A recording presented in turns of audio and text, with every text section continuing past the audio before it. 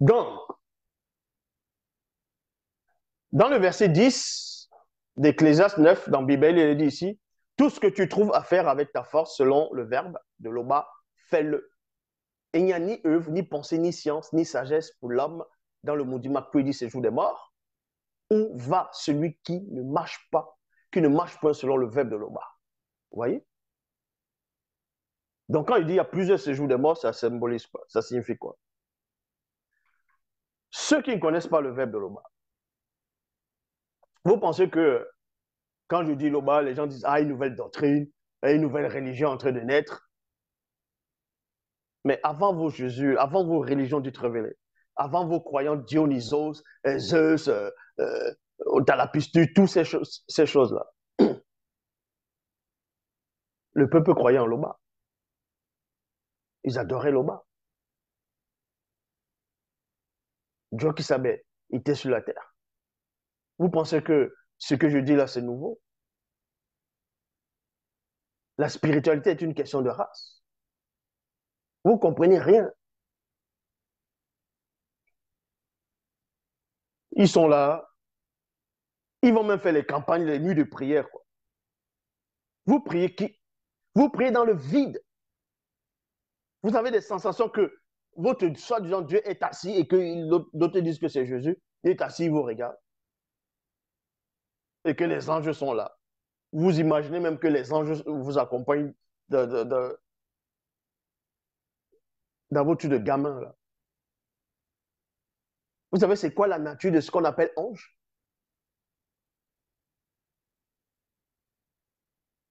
Parce que vous vibrez dans les mêmes vibrations que les êtres supérieurs.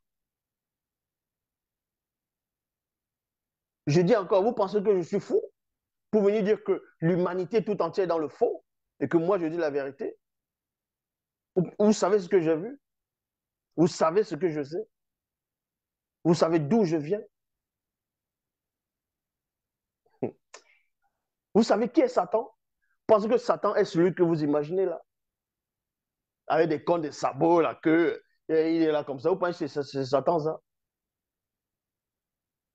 Vous êtes là, dans votre délire, ah, tel a étranglé Satan, Satan va le lier, on va envoyer dans les lieux arides. Ah, même les démons inférieurs, vous ne les avez jamais vus, vous dites que vous avez vu Satan. Parce qu'une entité dont décrit de cette envergure, dans les Bibles classiques, qui a reçu à séduit Adam, et c'est-à-dire qui a séduit Ève, et qui a fait en sorte que Adam lui-même il chute, qui a séduit les gens comme les David, tous ces genres de choses, je dis bien selon vos croyances à vous, pensez que vous atteignez ces hommes-là à la cheville? Vous pensez que Satan va vous laisser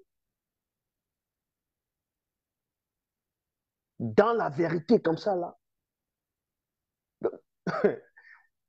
Et vous dites que vous êtes dans la vérité? Vous savez, c'est quoi les anges déchus? Dans quelle vibration ils vibrent, ces entités-là, ces êtres-là? Vous pensez que ce sont des êtres de chair? Vous dites que vous êtes intelligent. Non, mais sérieux. Ce que vous ne savez pas, toutes les religions qui sont dans le monde, sans exception, et toute forme de croyance, donc vous croyez, vous avez accepté, c'est Satan qui est derrière. Je dis bien, Satan est derrière. Quand il va voir Dieu dans l'inspiration qui va inspirer des gens, dans le livre de Job, il dit quoi Dieu? Po, po, po. Il discute avec Dieu. Il parle avec Dieu. Il voit Dieu. Or, il est dit quoi? Personne n'a jamais vu Dieu. Que celui qui pêche n'a jamais vu Dieu, ne le connaît pas. Mais Satan, il a péché, non? Satan, d'autres disent que c'est le péché, non? Mais il voit Dieu, vu qu'il a vu Dieu. Il a parlé avec Dieu à plusieurs reprises. Quand vous lisez même dans le livre des rois, Dieu veut séduire le roi Akab, mais il ne sait pas comment faire. Il demande qui va aller séduire le roi Akab pour qu'il monte à Raman en Garade et qu'il périsse. Les anges disent ceci, d'autres disent cela. On dit que l'esprit qui inspire les prophètes est venu devant Dieu, devant l'Éternel. L'esprit qui inspire les prophètes, c'est qui? Vous connaissez deux esprits qui inspirent les prophètes? N'importe quoi. L'esprit qui inspire les prophètes, dans d'autres versions, l'esprit des prophètes vient devant Dieu. Et il y a même d'autres versions qui disent l'esprit malin vient devant Dieu et dit moi, je réussirai. Et Dieu dit comment?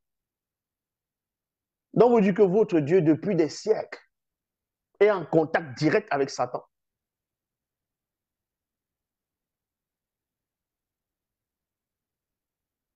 Vous êtes là, vous rigolez ou quoi?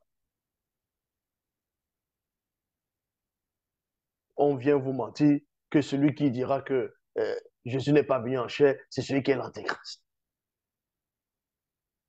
Et là, vous acceptez.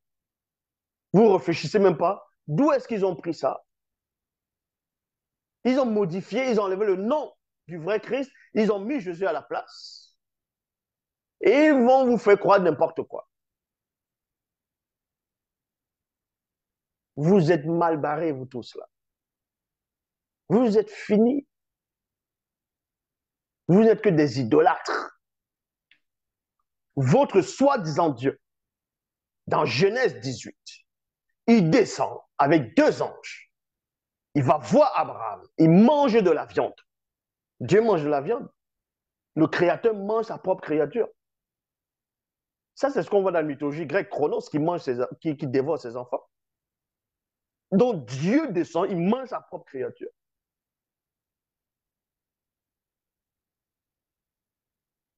Et après, plus tard, il dit à Abraham, j'ai entendu les cris de plainte qui venaient de Sodome contre les habitants de Sodome et de Gomorrhe.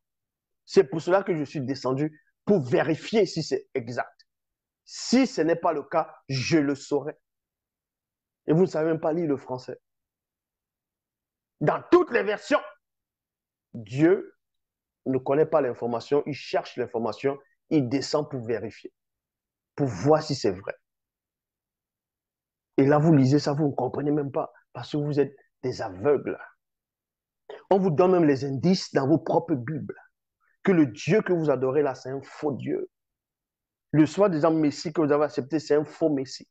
On vous donne les indices dans vos propres torchons. Vous ne voyez pas.